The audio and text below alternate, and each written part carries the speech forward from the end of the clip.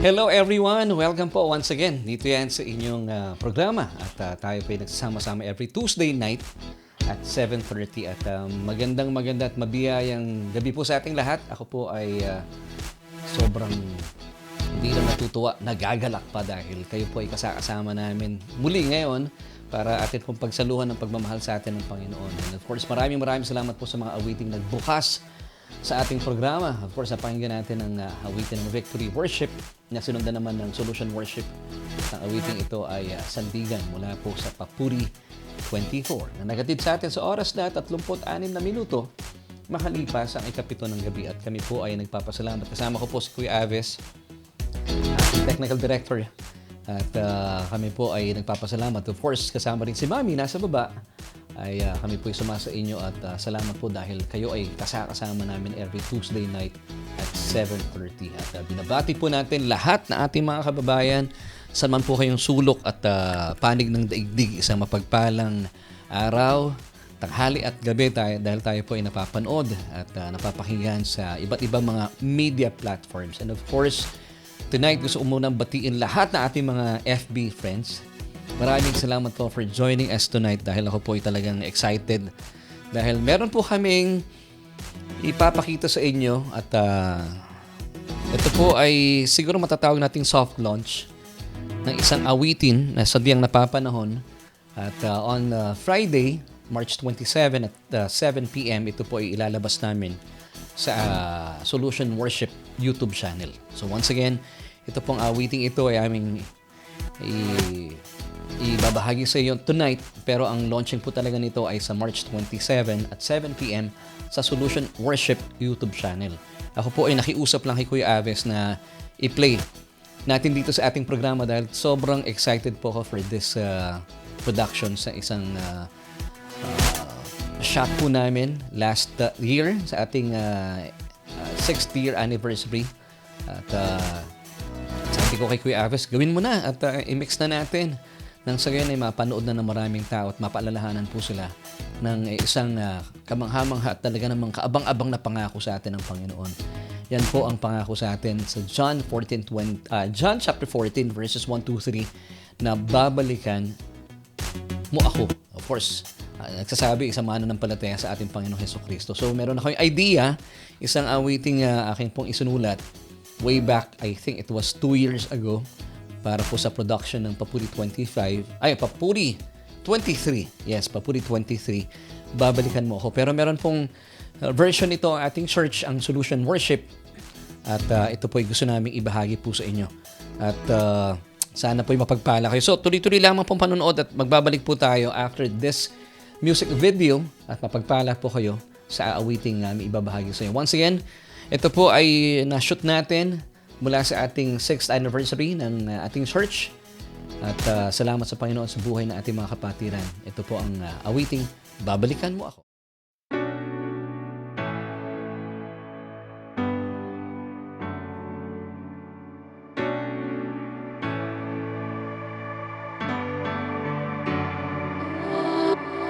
Kahit man nahaharap na lalasap ang hirap sa mundo, pangako mong pinanghahawakan ko, babalikan mo ko. Samot sari di mawari ang mga nangyayari sa mundo. Salita mo ang inaasahan ko, babalikan mo ako. Dahil ang gusto mo kung nasan ka, naroon ako, di nagkasama. Di na sa'yo mawawalay pa. Sa isang iglap, isang isap, mga matay titilat sa harapan. Di na magtatagal, ito'y magkaganap. Pagkat babalikan mo ako, nalalapit na, nasasabik na. Babalikan mo ako, magwawakas na ang hirap at pagdurusa. Babalikan mo ako, Maranatha, pinagparang pag-asa. Anumang lungkot at pangamba, napawi na pagkatiyak na babalikan. Oh, oh, oh.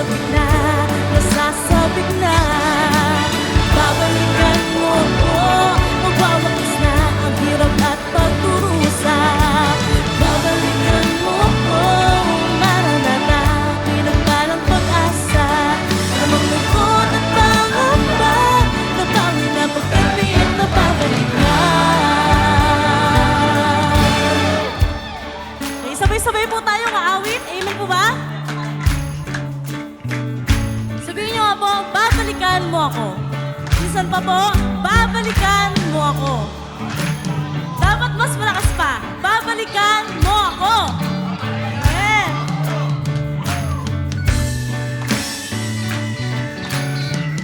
Come on, church. Babalikan mo ako. Totoo, sigurado.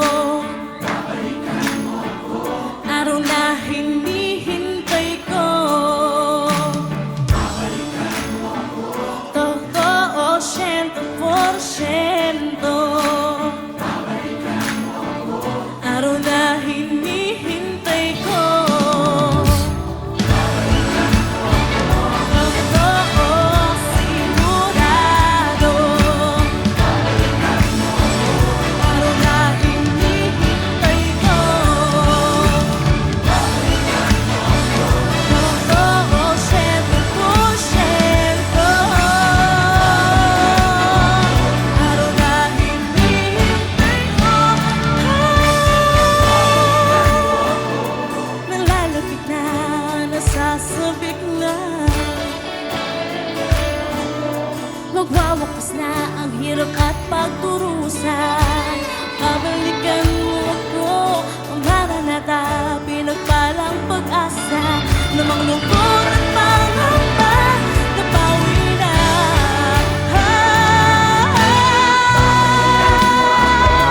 Nalalapit na, nasasabik na. Magwawakas na, hirap at pagdurusa. Maranata, pinagpalang pag-asa. Namang lungkot at pangamba, napawi na pagkatiyak na babalik ka. Amen! Malakas na palakpak para sa Diyos sa buhay! Hallelujah!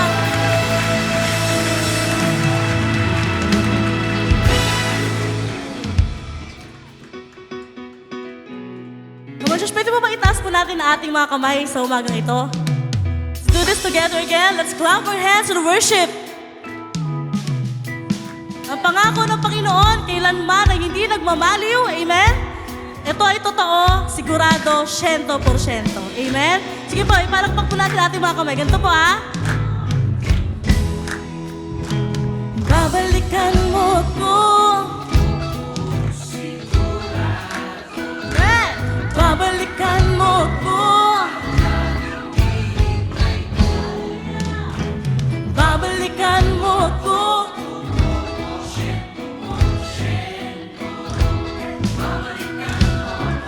Araw na hindi hintay. Amen! Babalikan mo ako.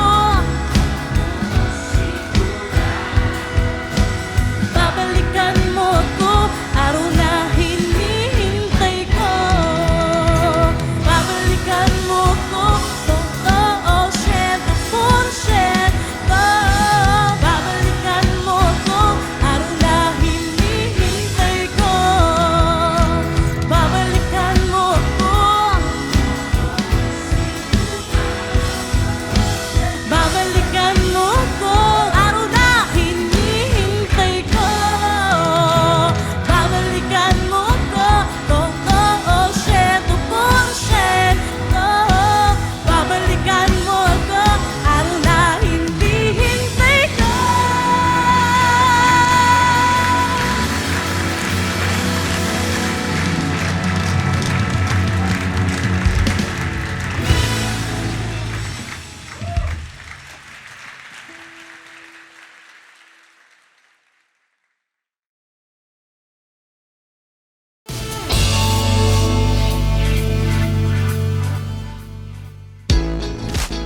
At nagbabalik tayo mula po sa awiting Babalikan Mo Ako. Maraming salamat po mula sa ating church music team. Babalikan Mo Ako mula po sa pangunan ni Ate Chi Gabiola. Ayan, maraming salamat po sa awiting yan. Once again, ito po yung aming take for Papuri 23 sa Babalikan Mo Ako. Ito po ay original pong production actually ng Papuri. At isunulat po ninyong lingkod. This was long time ago. I believe it was pandemic pa. At ito naman po ay inawit po na ating mga kapatiran mula sa Solution Grace Church worship team nitong nakalipas na taon para po sa ating 6th anniversary celebration. Babalikan mo ako, it speaks of the rapture of the church at talaga naman pong nananabik na at nasasabik na po ang lahat dahil po sa kabila ng ating mga nararanasan at nalalasap ng mga krisis at problema sa buhay. Huwag po kayong mag-alala. Dapat po ang ating posture nakatingala, waiting for that blessed hope. Amen. Kayo po ba ay nananabik na at nasasabik na sa muling pagbabalik ng Panginoon? So please, pakilagay po yung ating comment section. Pakilagay sa ating comment section ang salitang Amen or Maranatha. Amen. Maraming salamat po sa awiting. And once again, ito po ay ilo-launch natin on March 27. That's a Friday at 7 in the evening sa ating pong Solution Worship YouTube channel. So once again, ilo-launch po yung song na yan, ating MTV on Friday, that's March 27 at 7 p.m. sa Solution Worship YouTube channel. At dalayan ko po na paki-share po yung ating MTV na ito nang sa gayon. Mas marami na po ang mapaalalahanan that indeed, magbabalik po ang Panginoon para sa akin at para sa iyo dahil nakakalungkot pong isipin na sa mga panahon pong ito ay tila hindi na po natin, o hindi tayo may ilan po sa mga kapatid natin sa ating mga sambahan ay hindi na po naniniwala at hindi na excited sa rapture. Pero dalayan ko po, nagamitin po yung awaiting ito sa pamamagitan po ng inyong pag-share na mapaalalahanan po sila that indeed, pag nangako ang Panginoon, gagawin po niya dahil kapag siya po inangako ay talaga makakaasa po tayo. Amen. So muli po maraming salamat sa awiting yan at dalayan ko na napagpala kayo at kung kayo pinapagpala, pakilagay po sa ating comment section. Amen and amen. At sa gabi pong ito ay salamat po for joining us. Of course, si Ate Edsel Cuevas ay nagsaselebrate ng kanyang birthday. Hindi ko natatanong kung ilang taon si Ate Edsel but happy birthday mula sa amin dito sa bahay. Kami nagdiriwang at sinasabayan ka namin kumain ng kinakain natin kanina habang sineselebrate natin birthday Ate Edsel. Pinirito namin yung siomay na mula kay Ate Sally. Rayo, kasarap talaga. Pwede palang iprito yun. So maraming salamat kasi parehas masarap eh. So salamat Ate Edsel at dalayan po namin ang iyong malusog at masiglang buhay at pamumuhay. So sa ngalan po na aming family at ng church, we would like to greet you happy birthday. Today is her birthday. So maraming salamat. And binabati ko rin at kasama po namin kayo ipinapanalangin ang kaibigan ni Kuya Makoy na si Brother Rene Comprendio. At kapatid, kung kayo po ay nanonood sa ngayon, claim your healing in Jesus' name. You are the healed of God. Amen. At dalayan ko po na manatili po kayo nanonood at nakikinig dahil habang nanonood po kayo, I believe that God's healing ay sumasa inyo at mapagpala po kayo sa ating mga pag-uusapan ngayong gabi. And of course, maraming salamat din. Binabati natin ang mga nanonood sa atin tonight. Kasama natin si Kuya Makoy, si Ate Andeng sa San Andres, of course, Ate Jackie, ano pa ba? Nandyan din si Brother Andy, si Kuya Andy Magalong mula sa Kuwait kasama natin tonight. Magandang gabi po sa inyo. At kasama rin natin si Lisa Argana. Good evening. And of course, Sister Gina and Boyet Hungriano. Magandang gabi po sa inyo and see you soon. Maraming salamat din kila Sister Janet Arbuyes. And kasama rin po natin tonight si Nanay Carmelita Mendoza Hanoras. Hindi uma-absent si Nanay Carmelita. At salamat din po kay Sister Sarah Flores Lamo. Miss na namin kayo kapatid sa church. And of course, Brother Fidel Gabiola, ang butihing ama ng ating singer kanina ni Ate Erica. And of course, binabati rin po natin lahat ng mga nanonood sa atin sa ating YouTube channel and sa mga nakikinig sa atin sa Spotify and sa Apple Podcast. Good evening and welcome to Solution with Laverne Ducot. And of course, huwag natin kakaligtaan, meron tayong mga viewers din sa TikTok. Salamat po for joining us tonight, si Tita Josie Hamili and Sister Maylene Petalino Magadia from Qatar. We're praying na kayo po ay patuloy na iniingatan ng Panginoon. At of course kay Brother Roy na alam po magbabalik na sa kanyang office. At binabati rin po natin sila Sister Sally. Salamat po for joining us tonight. Sister Becky Amber Nidea at sa mga kasama nating nasasabik na sa muling pagbabalik ng Panginoon. Nandyan si Sister Mabel Englisa, Sister Celes Bernabe Cañete. Binabati rin po natin si Sister Rosemary Casoko At kasama rin natin, of course, si Sister Gigi Cristobal Mendoza. Good evening po sa inyo. Yan, maraming salamat po for joining us tonight. And hindi natin kakaligtaan, of course, ang mga kapatid natin na sila Sister Maribel Granados at ang ating kasama every Thursday sa ating Bible study, si Brother Tony, na talaga namang ang saya po ng ating fellowship every Thursday. And sa mga naghahanap ng Bible study on-site, meron tayong Bible study every Thursday. Ginaganap po yan sa ating church sa Unit 1140 Maria Sarao Building, CB Star Avenue, Pamplona 2, Las Piñas City. So please join us every Thursday. Philip Joshua Ballesteros Vitales, ang butihing anak ni Sister Norma Vitales. At alam ko nasa Pilipinas si Sister Norma. So good evening po sa inyo. Of course, si Brother Alan Laksina Siruano. Bro, magandang gabi sa iyo. At kasama rin natin si Brother Ken Jones. Bro, at saka si Bembem. Naku, si Bembem. Miss ko na si Bembem. Bembem, see you sa church. Miss ka na namin doon. Isa sa mga bunso ng church. Maraming salamat for joining us. Hello, Bembem. At binabati rin natin si John Soleta. Good evening po sa inyo. And mukhang kaibigan ni Sister Maylene, si Sister ba o Brother si John. Yan, maraming salamat po sa inyo for joining us tonight. And kasama rin natin tonight si Sister Carmencita Paganpan. Ang beloved mother ni Brother Ruel. Good evening po. Alam ko sa malayong probinsya si Nanay. So maraming salamat po for joining us tonight. At binabati rin natin, of course, welcome home sila Ate Amel. Nandiyan na ba si Ate Amel? Kasama na ba natin tonight? At of course si Ate Nenet Pinlac. Mananatili muna siya sa Pilipinas. Ako, exciting po ito. At makakasama natin sa Praise and Worship team. So, muli po, welcome home kila Ate Nenet at kay Ate Amel. Maraming salamat for joining us tonight. And gusto ko munang batiin pala, belated happy birthday last Sunday si Jethro Flores. Yan. Maraming salamat sa iyo, kapatid na Jethro. Yung basis natin sa MTV natin kanina, si Jethro yun. And yun pala, brother pala si John Soleta. Good evening po sa inyo. Thank you for joining us tonight. Salamat po kay Sister Maylene for inviting Brother John. At excited na po ako. Naku, alam niyo po, ang ganda ng pag-uusapan natin tonight. And I pray na sabay-sabay po tayong matuto. At syempre pa, tuloy-tuloy lang po ang inyong pagtutok at panonood dito yan sa ating programa.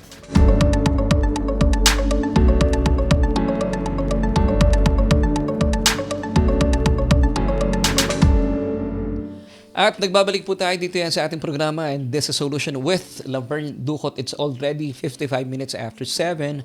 And my name is Laverne Ducot. Ako po ang inyong Bible study leader at kasama every Tuesday night. Dito po iyan ay pinag-uusapan natin ang nananaganang pag-ibig sa atin ng Panginoon. At muli po, good evening po sa mga kasama natin ngayon via Facebook Live and of course sa TikTok, sa Spotify, sa Apple Podcast. Tayo po isuma sa inyo sa mga media platforms na yan. At kung kayo po ay naniniwala at napapagpala sa mga pinag-uusapan at tinatalakay po natin, please paki-share po yung ating broadcast. And of course, once again, on Friday, 7 p.m., paki-share po yung ating awiting Babalikan Mo ko, yung ating music television. Tama ba? Yun ang MTV na alam ko eh. At tama ba? Music video. Kasi before MTV eh. So, yan po ay ilalabas natin, launching natin. Bagaman, ito yung soft launch natin tonight on Friday, March 27 at 7 in the evening sa Solution Worship YouTube channel. So, dalayan ko po na pagpala kayo sa awiting yan. And tonight po, pag-usapan na natin, ito po yung sadyang napapanahon sa ating mga kinakaharap. At hindi po lingid sa atin na hindi pa rin po tapos ang sigalot sa gitnang silangan at patuloy pong nararanasan ang pagtaas sa mga presyo sa produktong petrolyo. At kumusta po ba sa inyo? Dito po sa amin ay nasa mahigit 100 na ang per litro. At kaninang madaling araw, nakita namin marami po mga nakapila sa iba't ibang mga gasoline station. At ito po ay may kinalaman sa ating mga pag-uusapan. Mula po sa ating mensahe na pinamagatan po natin na life is a journey. Enjoy it. So yung atin pong paglalakad sa buhay nito ay isang napakagandang journey o isang napakagandang lakarin, ika nga, ano. So, you have to enjoy it. Bagaman sa mga panahong ito ay marami po nagsasabi, paano ko ma-enjoy, pastor? Ikahirap ng buhay.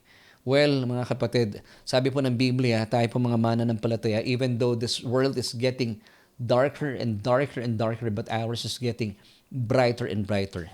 Kasi nga po, gaya po ng awiting binahagi namin sa inyo kanina, babalikan mo ako. Ito po mga nararanasan natin, mga krisis, mga trouble na ito sa buhay at talaga namang pasakit at pagdadalamhati. Ito po ay nakasulat na sa Biblia bilang mga signos o mga sign na sadyang babalik na po talaga ang Panginoon. Ito po ay referring to the second coming of Christ.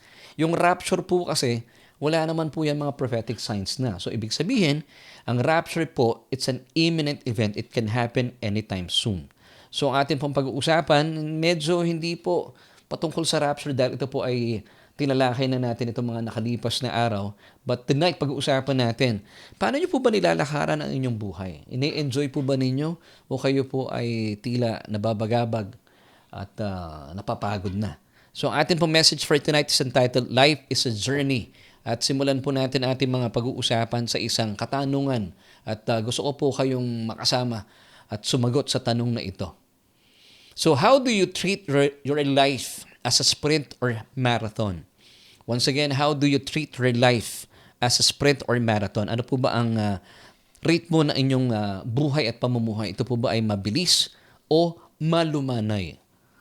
Ulitin po natin ang ating question for tonight. How do you treat your life as a sprint or marathon? Now, ito pong ating mga pag-uusapan ay bigay ko na po sa inyo isa sa mga napaka-importanting talata natin for tonight. Romans chapter 10 verse 11, for the scripture says, whoever believes on Him will not be put to shame. Once again, for the scripture says, whoever believes on Jesus will not be put to shame. Amen and amen. Alam niyo po, kung kayo po isang mananampalataya, ang atin pong default mode ay peaceful, restful. Hindi po tayo restless. We are restful, peaceful, and gentle. Amen. So mga kapatid, sa pag-uusapan natin ngayong gabi, ay ano ba yung tama nating kaisipan pag hinaharap po natin ang ating buhay? Bagaman, gaya po ng sinabi ko kanina, talaga naman kung magbababad po kayo sa balita mula umaga hanggang gabi, talagang malulunod po kayo at mapapagod kayo sa samot-saring kinaharap na problema ng ating bansa. Hindi lang ng ating bansa. Isang tabi na po natin yung ating mga problemang politikal. At pag-usapan po muna natin yung problema ekonomiya. Ika nga, hindi lamang po ang bansa natin na nagdurusa. Ito po ay usaping buong mundo, usaping global. Now, posible ba sa isang mananampalataya na sa kabila po ng mga ganitong krisis at mga problema kinakaharap natin ay maranasan pa rin po natin ang pangako sa atin ng Panginoon na buhay na ganap at kasiyasaya? Well, the answer is yes, I believe so. Because pangako po ng Panginoon yan sa atin eh. At bilang mga nakikristo Jesus, kapag nakikita po sa atin ng mundo na tayo po nabubuhay ng may kapayapaan, kapahingahan, ito po yung distinction natin from the world. Na kung saan makikita po at mamamaha ang tao sa mundo at mapapatanong sila, bakit sa kabila ng problemang kinakaharap ng mundo, nagagawa mo pang ngumiti, nagagawa mo pang maging masaya. Well, yun ang kaibahan natin sa mundo na dapat po sana ay mas lalo natin pinag-iibayo at pinagyayaman. At ito po, I believe, mapapagyaman natin kapag tuloy-tuloy po tayo nakakarinig ng salita ng Panginoon na ginagawa po natin kagaya ngayon na tayo po nagba-Bible study. So, to answer the question, how do you treat your life as a sprint? Ito po yung mabilisang takbuhan or marathon. Ito po ay relax lang, malumanay na takbuhan sa buhay. So, alam niyo po, to answer this question, naisin po na ating mapagmahal na Diyos na Ama sa Langit na gusto po niya yung ritmo ng ating buhay ay hindi po tayo mabilisan, kundi gusto niya malumanay para hindi po tayo nagkukumahog na humahantong sa buhay na puno ng pagod. So, ibig sabihin, gusto ng Panginoon sa atin, hindi tayo pagod na pagod. Kasi nga po, ang default mode po natin bilang mga mananampalataya, tayo po ay peaceful. Tayo po ay restful, full of rest, and gentle. Amen. At muli po, balikan natin yung text ng ating binasa kanina, Romans chapter 10, verse 11. For the scripture says, whoever believes on Jesus will not be put to shame. Now, ito po ay may cross-reference found in Isaiah 28 verse 16. Sa Amplified Version, ang ganda po nito.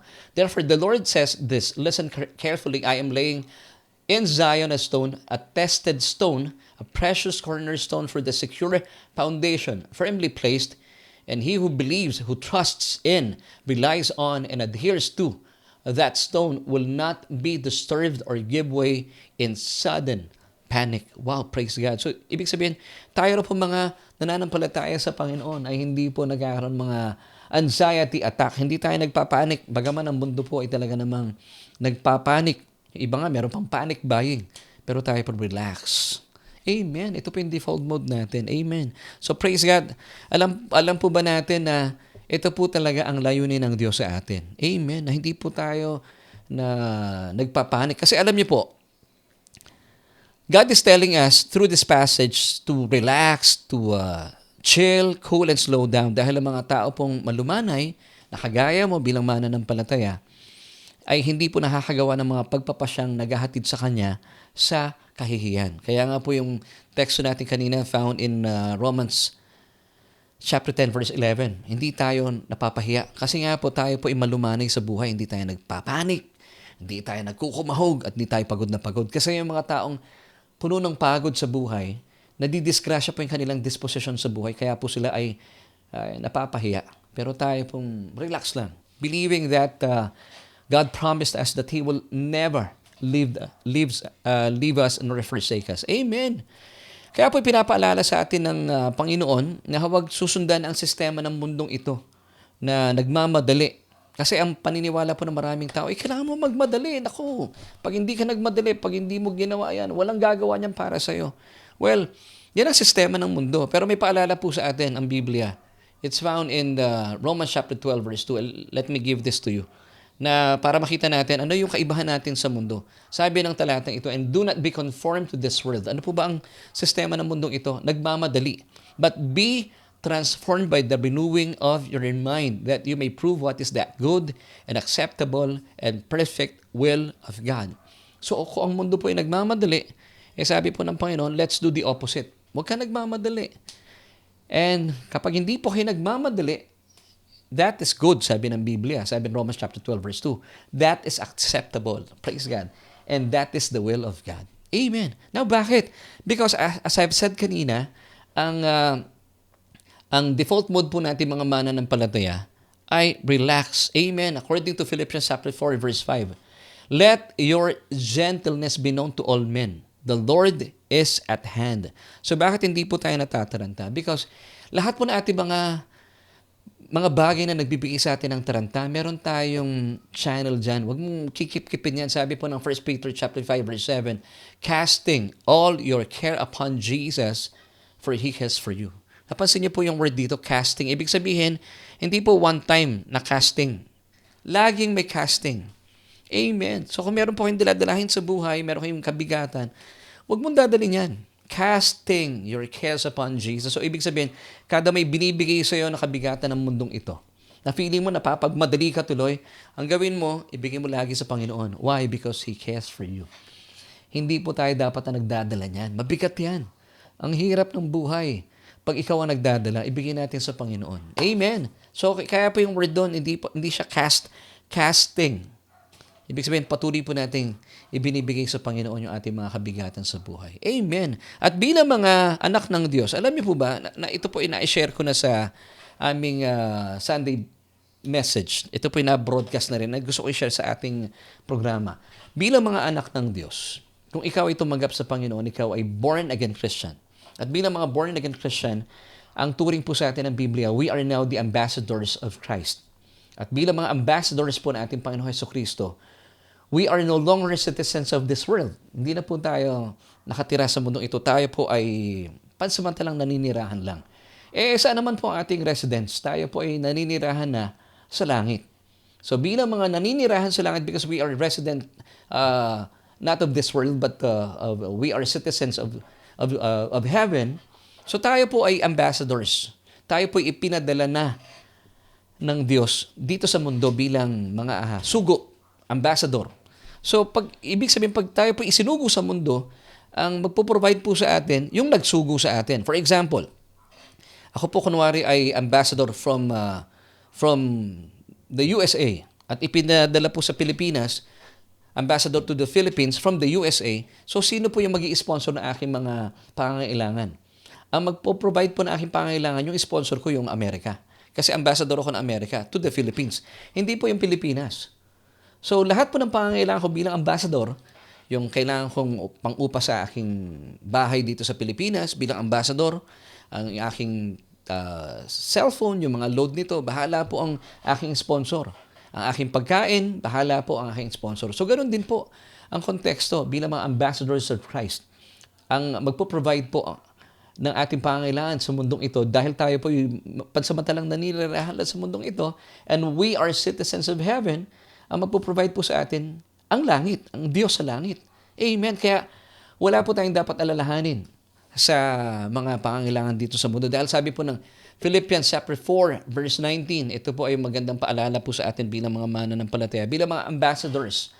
And my God shall supply all your need according to His riches in glory by Christ Jesus. Amen. So hindi tayo nangangarag, hindi ka napapagod, hindi ka talaga nagmamadali sa buhay. Kung may mga kinukulang tayo pansumandali, basta kayo po yung nagtatrabaho. Hindi ko sinasabing magtatamad-tamaran po tayo. Nagtatrabaho po tayo, you're doing what you're doing bilang isang empleyado. Huwag po kayo matakot. God will never put you to shame.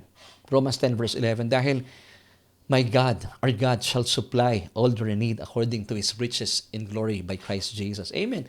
So magpo-provide po siya sa atin. Why? Because we are ambassadors of Christ. So yung ating sponsor ang langit. Amen. Kaya hindi po tayo dapat nangangarag. At bilang mga ambassadors, no need for you to conform to this fast-paced na buhay ng mundong ito. Na tayo po ay tinuruan ng mundong ito na magmadali. Pero sabi ng Panginoon, tayo po ay matuto sa Kanya according to Matthew 11 verse 30. Ito po ang paanyaya sa atin ng Panginoon.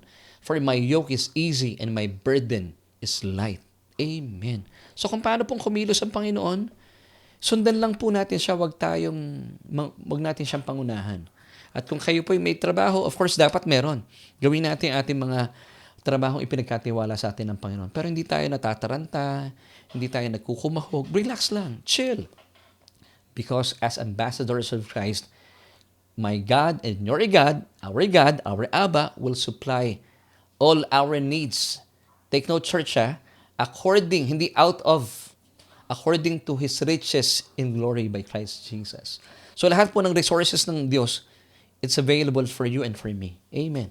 Ambassador ka eh. So dahil po sa katotohanan ito, ay hindi na tayo natatakot. So hindi na po tayo kagaya ng mga tao sa mundo, ang mindset po nila, kasi kinondisyon po ng mundo ang tao na kailangan ikaw ay nakikipagsapalaran, ikaw ay nakikipaglaban para mabuhay, kasi ang paniniwala po ng mundo, matira ang matibay. Kaya naman ang tao po ay pilit pong nakikipaglaban sa buhay na ito, tumahantong po sa buhay na pagod na pagod. Amen. At nakakalungkot po na meron po ilan sa mga kapatiran natin ay sinusundan po yung sistema ng mundo. So church, huwag niyo pong susundan ang mundo. Sabi nga po in Romans chapter 12 verse 2, do not be conformed to this world, but be transformed by the renewing of your mind. So paano po nagkakaroon ng renewing of mind or metanoia? Kapag kayo po nakaka-attend ng Bible study, kagaya po ng ginagawa natin sa ngayon. So, yung mga tao po sa mundo, these people are striving, they are rushing and pushing themselves to their limit. Dahil po wala silang inaasahan na Diyos, umaasa sila sa kanilang mga sarili. Nakakapagod po ito. So mga kapatid, kung kayo po ay nakikipagkarera at feeling mo ang buhay sa mundong ito ay karera, mapapagod po kayo. Hindi po tayo dapat nakikipagkarera. Pero kung kayo po ay nakikipagkarera, let me give you this analogy. Mga kapatid, alam niyo po ba, ang mga sasakyang ginagamit pang karera ay tumatakbo lamang po hanggang 6,000 miles. Mahaba-haba rin po yun, pero 6,000 miles. And then, kapag ito po ay sumagad na at nakarating na ng 6,000 miles, ito po ay bumibigay na. Kailangan na magpalit ng makina. So, ibig sabihin hanggang 6,000 miles lang po ang mga makina ng mga sasakyan na pangkarera. So, ganito lamang po kaikli yung kanyang buhay. Samantala, ang mga sasakyan naman po ng mga hindi pangkarera, kagaya ng mga kotse nyo, mga truck, na ginagamit po ay crudo. Take note, mga crudo po ito para sa kanilang makina. Ito po ay tumatakbo. Alam niyo kung gaano po katagal at gaano kalayo? 600,000 miles. So, meron po silang difference sa mga pangkarera na 594,000 miles. So, yung difference ito para takbuhin ang sasakyan ng pangkarera. So, lugi yung sasakyan pangkarera, ang iksi lang na kanyang tinatakbo. Bagaman, mabilis yon.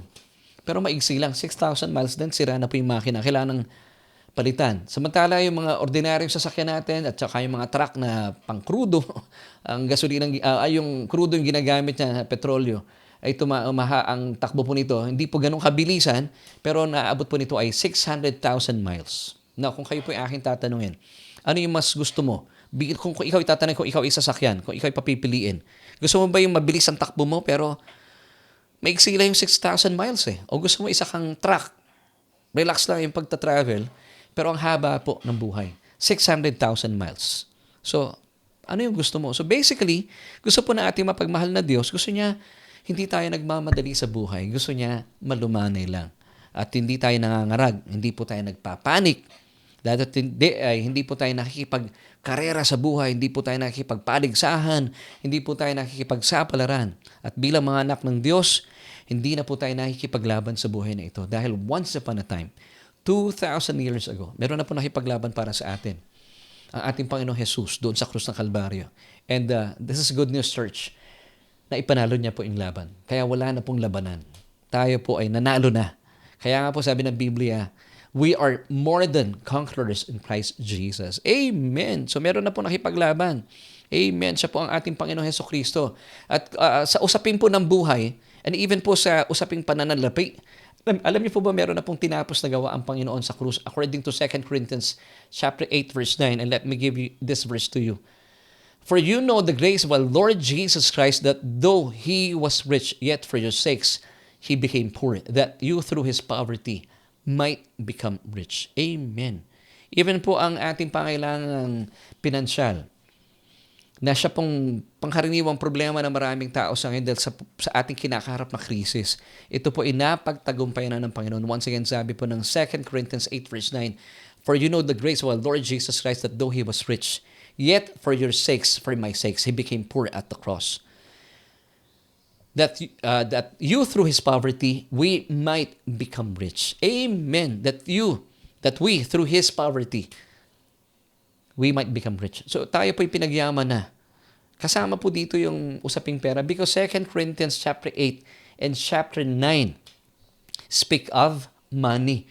Yes, wag po nating spiritualize po ito. Pera po ang pinag-uusapan dito. So kasama po ang pera sa pinaglaban na po ng Panginoon at naipanalo na niya. Amen. At may hahalin tulad din po ang buhay natin. Gaya po ng aking tinatanong kanina, how do you treat life as a sprint or marathon? Sa isang takbuhin. So kayo po, ano pang gusto nyo na takbuhin sa buhay? Let's go back to our question. At alamin natin, how do you treat real life as sprint or marathon? Bigyan po muna natin ng kahulugan itong mga salitang ito. Pag sinabing sprint, ito po yung kahulugan, to run or to go at top speed, especially for a short distance. Mabilisan.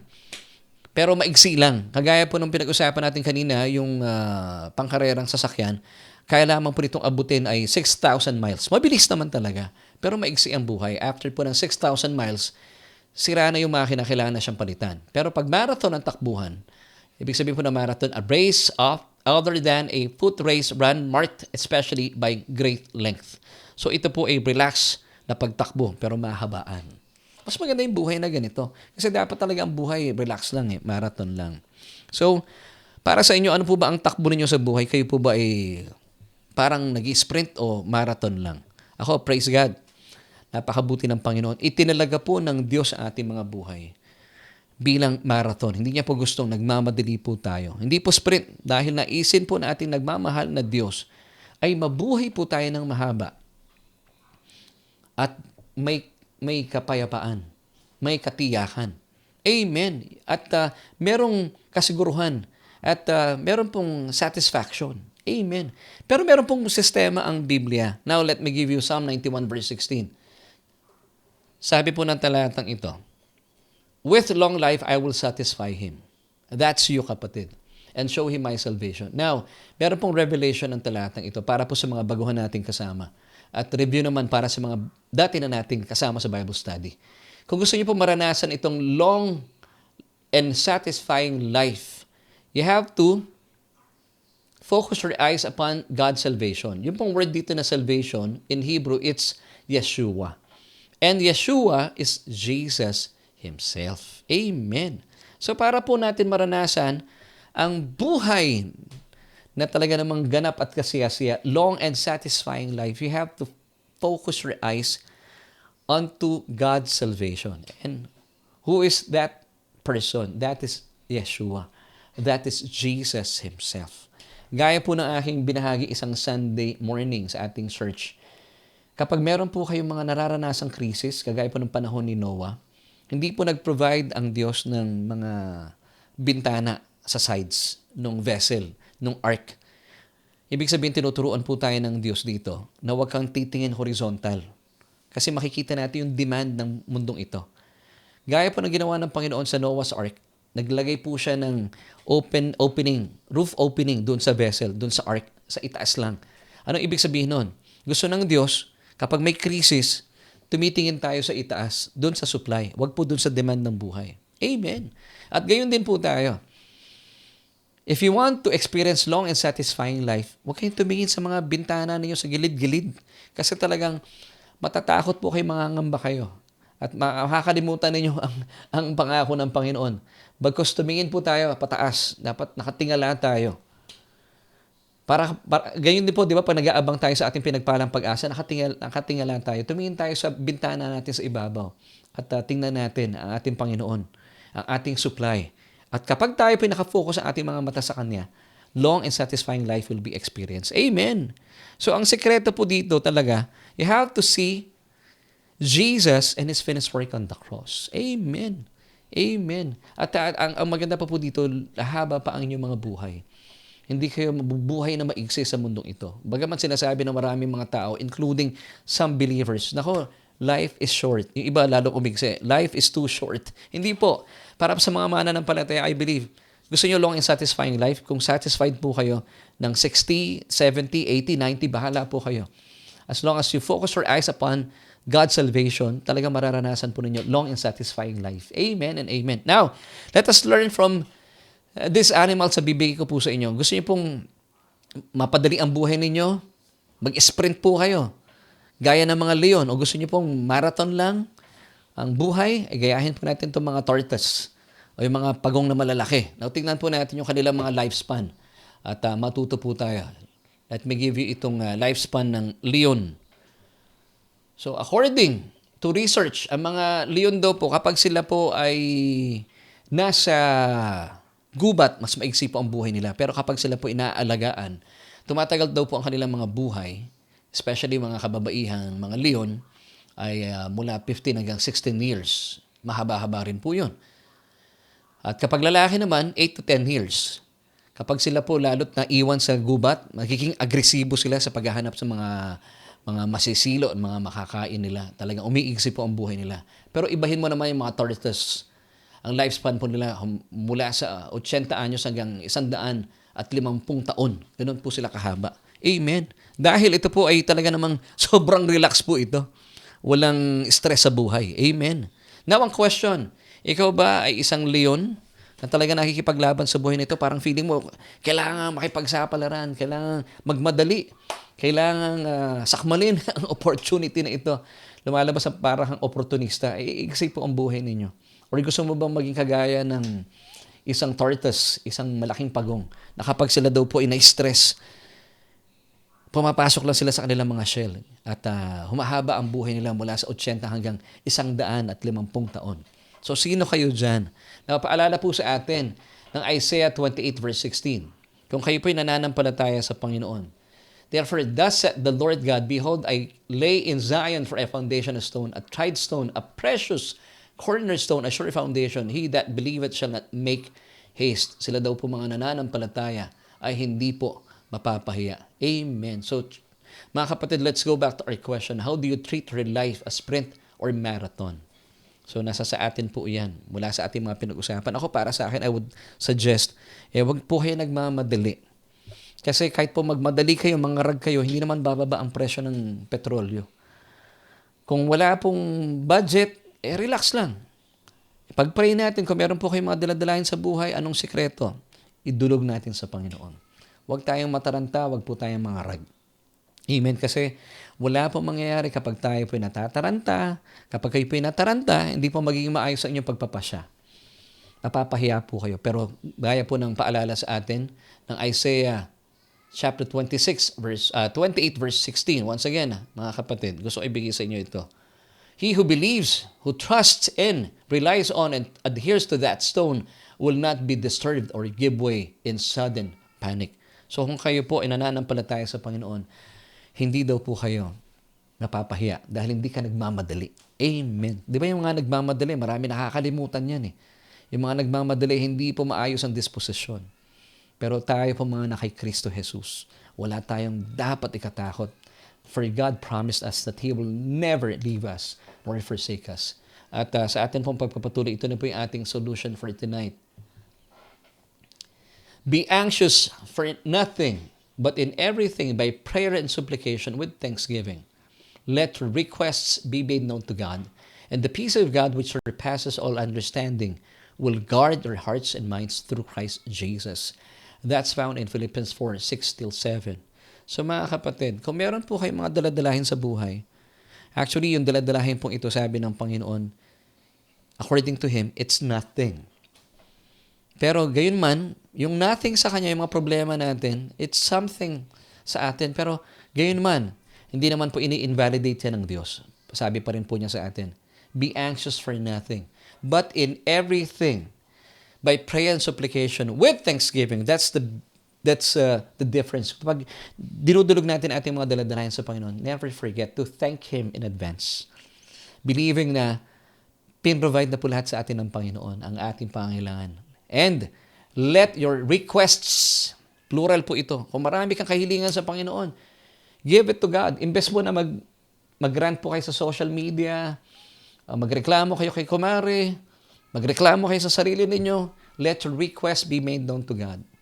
Now, ito po maganda epekto. And the peace of God, sabi ng verse 7 ng Philippians chapter 4, and the peace of God, which surpasses all understanding, will guard your hearts and minds through Christ Jesus. So, ito yung sekreto. So, kapag ito po yung ating ginagawa, hindi ka nagmamadali sa buhay, hindi ka nag-sprint. Because marathon lang, relax lang. Kasi ang buhay naman po ito, sabi nga ni Apostol Pablo, it's a race. Si Apostol Pablo, natapos po niya itong marathon na ito, na masayang-masaya. At gayon din po tayo.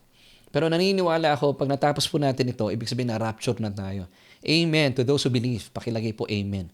So mga kapatid, kung meron kayong daladalahin sa buhay, imbes na sabihin kay kumare, mag-rant po kay kumare, kay kumpare, o sa Facebook, sa mga media, o social media, let your request be made known to God. Let your request, plural po iyon. Amen. So, ipanalangin natin. With prayer and supplication, let your request be made known to God with thanksgiving. Amen. Alam niyo kung bakit? Dahil hindi po kayo mapapahiya sa Diyos. Sabi po niya in 1 Peter chapter 5 verse 7, casting all your cares upon Jesus, all your anxieties, all your worries, and all your concerns once and for all on Him. For He cares about you with deepest affection and watches over you very carefully. Now take note of the word casting here. In Greek, it's epirepto. Ano ibig sabihin nun? To throw upon. So kung meron po kayong mga daladalahin sa buhay, ibinibigay ng kalaban, ibinibigay po ng mga kinakaharap nating krisis na ito, huwag niyo pong magtatagal sa inyong kamay. Throw upon, ibig sabihin, cast, iitsa po natin. Kapag meron kayo nakikitang problema, anong gagawin natin? Tignan mo siya, oh, it's a problem, and then itsa mo sa Panginoon. Gusto-gusto niya pong siya ang nagdadala na yung problema. Why? Because He cares for you. Amen and amen. So maraming salamat po sa Panginoon for giving us this message. So, church, life is a journey. Enjoy it. Hindi mo may enjoy yan kapag takbo ka ng takbo, nagmamadali ka. Marathon lang po. Because life is a journey. And then, you will enjoy it. Kapag ito po ay minamarathon mo lang each and every single day. Amen and amen. So, gusto ko muna po kayong imbitahan kung kayo po ay napapagpala sa ating mga pinag-uusapan, please pakishare po yung ating broadcast. Nang sa gayon ay marami pong naaabot. At sa pagkakataon po ito, gusto ko namang kausapin ikaw kung kayo po first time na napadako po sa ating programa, sa ating Bible study at tila pagod na pagod po kayo sa buhay dahil kayo po ay nakikipaglaban sa paniniwalang ang buhay na ito ay puno ng pakikipagsapalaran. Hindi po. Kung kayo po ay magkakaroon ng relationship sa Diyos, kayo po ay matitigil na po ang sapalaran na yan. Dahil ang gusto ng Panginoon sa inyo, maranasan mo ang buhay na ganap at kasaya-saya. At para po maranasan ninyo ang buhay na ganap at kasaya-saya, ay gusto ng Panginoon na kayo po ay magkaroon po ng ugnayan sa Kanya, magkaroon kayo ng relasyon sa Kanya. Now, kung gusto niyo pong tanggapin ng Panginoon, sabayan niyo po ang panalangin kong ito. Dahil meron po siyang paanyaya in Romans chapter 10, verse 9, that if you confess with your mouth the Lord Jesus Christ and believe in your hearts that He was raised from the dead, you shall be saved. So gusto niyo po bang tanggapin ng Panginoon bilang inyong Panginoon at tagapagligtas? At nang sa gayon, matapos na po ang pagod ninyo sa buhay. So please, pray this prayer with me at tanggapin po ating Panginoon. Sabayan niyo po yung panalangin ko ito. Sabihin niyo po ito mula sa inyong puso. O Diyos, kinikilala ko po aking sarili. Hiwalay sa inyo ay sadyang wala pong magagawa. Kaya naman sa oras pong ito, kinikilala ko at tinatanggap kita, Jesus, bilang aking Panginoon at sariling tagapagligtas.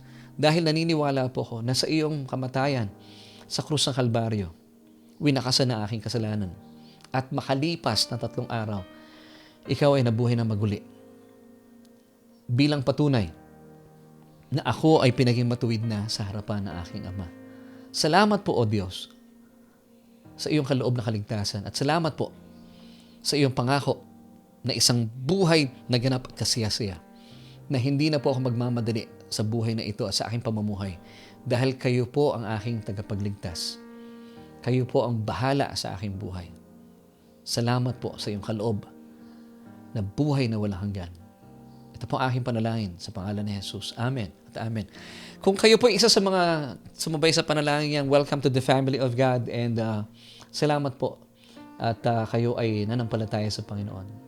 And this time, gusto ko naman pong ipanalangin, ikaw, isa ng mananampalataya at marahil ay nagbigay po sa inyo ng kagalakan at ang kalinawan ang ating mensahe for tonight na hindi pala dapat nagmamadali sa buhay, dapat ay relax lang, chill. Dahil gusto ng Diyos, nai-enjoy mo ang iyong paglakad kasama siya. So I would like to pray for you.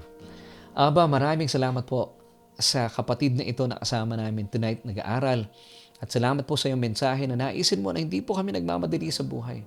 Kundi, Panginoon, kami po ay mamuhay ayon sa iyong kalooban. Relax, ini-enjoy ang iyong biyaya sa araw-araw at hindi po kami nangangarag at hindi po kami nagkukumahog. Nang sa gayon ay hindi po kami napapagod. Panginoon, salamat po sa mensaheng ito. Dalayan ko, O Diyos, sa mga kapatid namin na nanunood. Marahil meron po silang mga takot at pangamba na kinakaharap sa mundong ito. Panginoon, dalayan ko po na kaharapin niyo po sila at gamitin po ang programang ito. Gamitin po ang mensaheng ito na makita po namin na naisin mo sa amin ang buhay na ganap at kasiyasiya. Buhay na punong-puno ng kapayapaan at kapahingahan at buhay na mahaba. Salamat, O Diyos. Sa gitna po ng mga krisis na aming kinakaharap, nariyan ka. Patunay na pwede naming maranasan ang kapayapaan, kapahingahan at kagalahan sa buhay ito dahil kay Kristo. Salamat po, Banal na Espiritu, sa iyong pag-akay sa amin sa katotohanan. At ang lahat po ng panalangin ito at katugunan ay amin pong inaangkin sa pangalan na aming Panginoong Hesukristo. Amen at amen.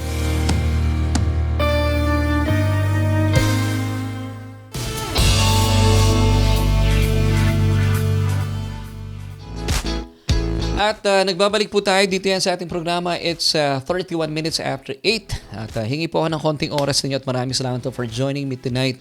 At this is Solution with Laverne Duhot. At gusto ko muna pong pasalamatan ang mga kaibigan natin na patuloy po nagsishare ng ating broadcast. At dalayan ko po kayo po napagpala sa ating napag-usapan. And gusto ko muna pong bigyan ng pagkakataon ang mga nanonood sa atin sa TikTok. Si Bracky. Sabi naman ni good evening sa iyo, Bracky, Rick. And of course, si Case Lynn, sabi niya, Amen, praise God. Amen din, sabi ni Brother Bracky Brick. And salamat kay Sheila May. Tayo po ay fina-follow na niya. Evelyn Cruz, good evening po sa inyo. And Kaiki.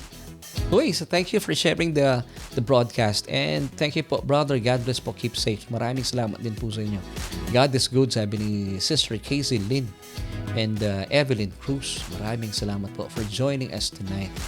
Yan, si Kuya Jason. Sino kaya Kuya Jason ito?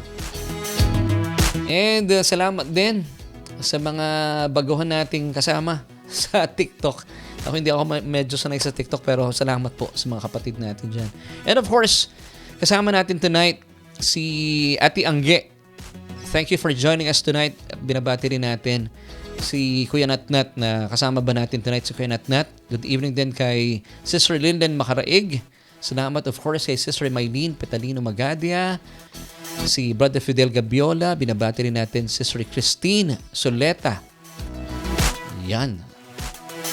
And of course kay Brother Jan Soleta. Maraming salamat for joining me tonight. Si Sister Mavic Kasoko.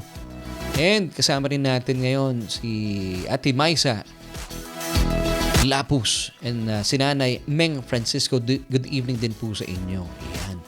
Si JMZ. Milo, kailan ka uwi bro? Dalaw ka ulit sa church. And si Ate Ada Granados. Uy, kasama natin si Ate Ada. And of course si Nanay Mede Remo. Maraming salamat for joining us tonight. Si Kuya Fidel daw sabi niya siya ay pagong. Kaya walking lang. Di ba? Relax lang ang buhay.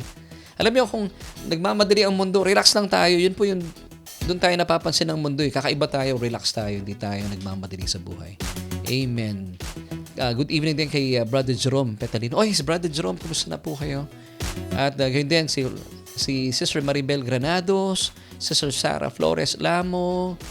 Salamat po for joining us tonight. Si Ara Catherine Austria, magandang gabi po sa inyo. Kasama rin natin si Bembem, of course. Ako, hindi natin kakaligtaan si Bembem. And si Brother Ruel Paganpan. And si Brother Jason, nakita ko kanina. At binabati rin natin muli, happy birthday kay Ate Edsel Cuevas. At si Kuya Andy Magalong sa Kuwait. And once again, binabati ko at I pray, angkinin niyo po ang inyong kagalingan kay Brother Rene Comprendio. And we hope to see you soon. Kayo po ipinagaling na ng Panginoon. Receive it in Jesus' name. Siya po ay kaibigan ni Kuya Makoy. So maraming salamat for joining me tonight. At please po pakishare po yung ating broadcast nang sa gayon mas marami po ang mapagpala sa ating mensahe. And once again, before we say goodbye, on Friday, please, tulungan niyo po kami. Gusto namin kumalat muli at marami po ma-excite about the rapture of the church. Ang launching po na ating music video on Friday, March 27 at 7 in the evening. Mapapanood po yan sa Solution Worship YouTube channel. So ito po, ikalat natin yung balita. Nang sa gayon ay mas marami po ang mabuhayan ng pag-asa dahil ito po yung ating pinagpalang pag-asa, ang rapture. So once again, pakisuportahan po yung ating music video. Hatid po sa inyo ng Solution Grace Church Worship Team. Yan, maraming salamat po.